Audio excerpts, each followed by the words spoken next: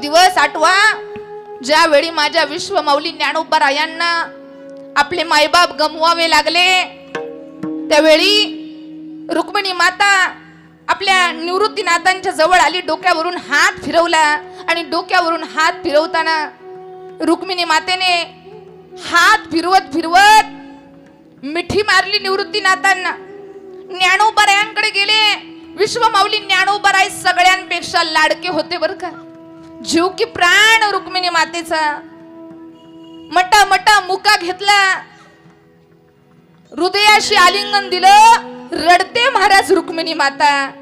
सोपान काका पाहायला गेलं तर निवृत्तीनाथ ज्ञानोबाराय त्यांच्या शेजारी मुक्ताई होती आणि तिकडून सोपान काका आहेत. मुक्ताईच्या डोळ्यावरून हात फिरवला, तोंडावर हात फिरवला आणि माझ्या रुक्मिणी मातेच्या डोळ्यातले अश्रू पडले अंगावरती मुक्ताईच्या, आणि पडलेले अश्रू रुक्मिणी मातेने पुसले. अहो पडलेले अश्रू नाही पुसले चिखलीकर, माझ्या मुक्ताईच्या जीवनातलं मातृत्व पुसून टाकलं रुक्मिणी मातेने. रडतायत रुक्मिणी माता.